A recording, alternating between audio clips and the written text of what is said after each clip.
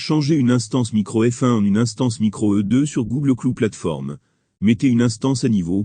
Passer d'une micro-instance F1 à une micro-instance E2 sur Google Cloud Platform est facile et simple. C'est pourquoi cette vidéo est si courte. Vous pouvez utiliser la même méthode pour mettre à niveau ou rétrograder l'instance sur Google Cloud Platform, mais vous ne pouvez pas utiliser cette méthode pour mettre à niveau ou mettre à jour le disque dur. Comme vous le savez, en août 2021, Google Cloud Platform a introduit la micro-instance E2 sur Google Cloud Platform, dans le cadre de leur plan gratuit. Vous pourrez toujours utiliser la micro-instance F1. La différence entre les deux est que la micro-instance F1 a un processeur de 200 mégaoctets et la micro-instance E2 un processeur de 250 mégaoctets. La micro-instance F1 a 600 mégaoctets de mémoire vive et la micro-instance E2 a 1000 mégaoctets de mémoire vive, 1000 mégaoctets équivalent à 1 gigaoctet. Passer d'une instance micro F1 à une instance micro E2 sur Google Cloud Platform est facile et simple. Vous utilisez ces 5 étapes pour mettre à niveau votre instance. Étape 1. Créer un instantané sur Google Cloud Platform. Cette étape est facultative, mais je vous suggère fortement de la faire. Étape 2. Vous devez vous assurer que votre adresse IP externe est statique ou permanente. Si votre adresse IP n'est pas statique, vous devrez, après avoir effectué la mise à niveau ou le changement, accéder aux enregistrements DNS et modifier l'adresse IP en fonction de la nouvelle adresse IP. Étape 3. Arrêtez la VM ou la machine virtuelle. N'oubliez pas que chaque fois que vous arrêtez la machine virtuelle, si l'adresse IP n'est pas statique ou permanente, l'adresse IP change. Étape 4. Remplacez la micro-instance F1 par la micro-instance E2. Cependant, vous ne pouvez pas utiliser cette méthode pour mettre à niveau ou mettre à jour le disque dur. Veuillez consulter ma vidéo intitulée « Comment utiliser un instantané sur Google Cloud Platform pour mettre à niveau, rétrograder, sauvegarder et restaurer ». Cette vidéo vous montrera comment mettre à niveau ou mettre à jour tout cela. Étape 5. Redémarrez la VM ou la machine virtuelle et attendez 5 à 10 minutes pour que votre site web soit à nouveau en ligne. Étape 1. Créer un instantané. Assurez-vous que vous êtes dans le projet dont vous souhaitez faire une copie. Pour créer un instantané, accédez au moteur de calcul, puis cliquez sur Instantané.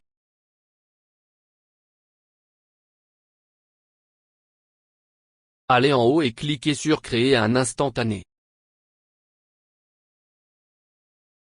Donnez à votre instantané le nom de votre choix. Pour le disque source, cliquez sur l'instance ou le site web dont vous souhaitez créer une copie.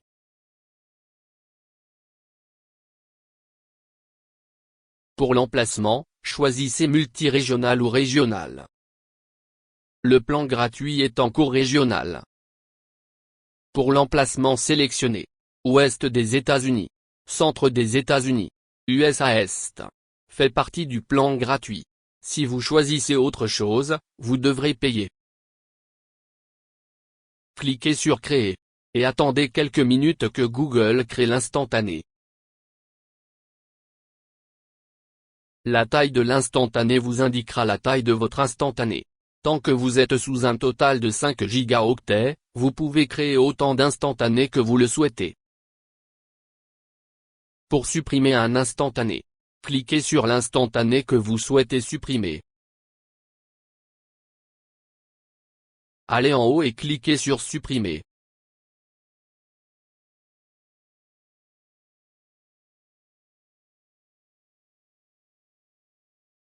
Étape 2. IP statique. Si votre IP est une IP statique, passez cette étape.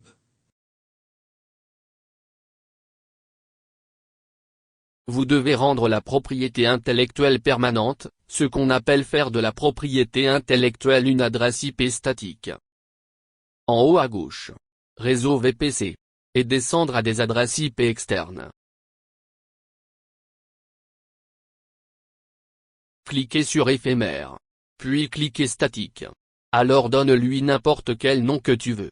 Maintenant, cliquez sur Réserve. L'adresse IP associée à votre site web est maintenant permanente jusqu'à ce que vous décidiez de le supprimer. Étape 3. Arrêtez la VM ou la machine virtuelle.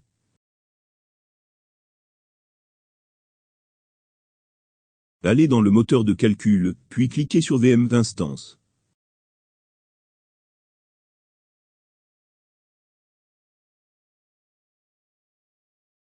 Sélectionnez l'instance que vous souhaitez modifier, puis cliquez dessus, pour ouvrir la page de détail de l'instance VM. En haut, sur le côté droit, cliquez sur Stop.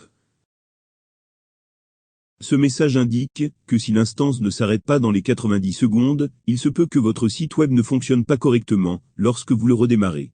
Je n'ai jamais eu de problème pour arrêter mon instance. Cependant, c'est pour cela que vous créez un snapshot. Un instantané restaurera votre site web à un moment où il n'y avait pas de problème. De plus, c'est facile et simple à faire. Si cela semble prendre beaucoup de temps, cliquez sur le bouton d'actualisation. L'instance est probablement arrêtée, mais elle ne l'indique pas. Si vous ne vous sentez pas à l'aise pour arrêter votre instance, veuillez consulter ma vidéo intitulée « Comment utiliser un instantané sur Google Cloud Platform pour mettre à niveau, rétrograder, sauvegarder et restaurer ». Cette vidéo vous montrera comment mettre à niveau ou mettre à jour tout cela en utilisant un instantané.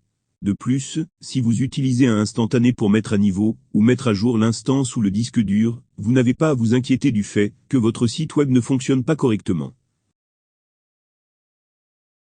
Étape 4. Changement de la micro-instance F1 en micro-instance 2. Ce qui suit vous permettra de changer la micro-instance F1 en micro-instance 2, ou passer à une machine plus puissante, ou passer au plan gratuit.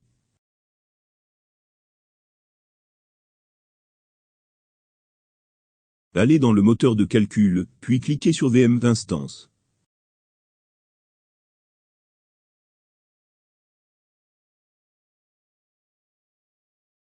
Sélectionnez l'instance que vous souhaitez modifier, puis cliquez dessus, pour ouvrir la page de détail de l'instance VM. Allez en haut, sur le côté droit, et cliquez sur Modifier. Pour les séries, le plan gratuit se trouve sous N1, pour la micro-instance F1. Le plan gratuit pour la micro-instance 2 se trouve sous E2. Toutes les autres séries sont payantes. Pour le type de machine, la F1 micro ou la E2 micro fait partie du plan gratuit. Si vous voulez passer à une machine plus puissante, c'est ici que vous devez le faire. Si vous voulez passer au plan gratuit, c'est ici que vous devez le faire.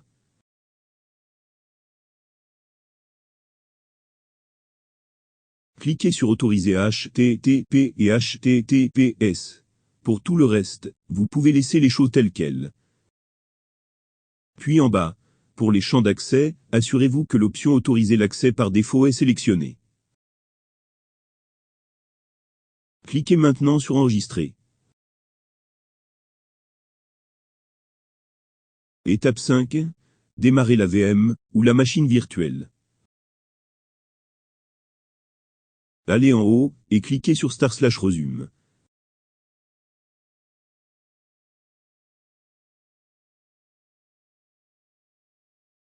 Il ne vous reste plus qu'à attendre 5 à 10 minutes pour que votre site web redémarre. C'est tout ce qu'il a fallu. Vous avez maintenant terminé. Veuillez cliquer sur s'abonner. Merci.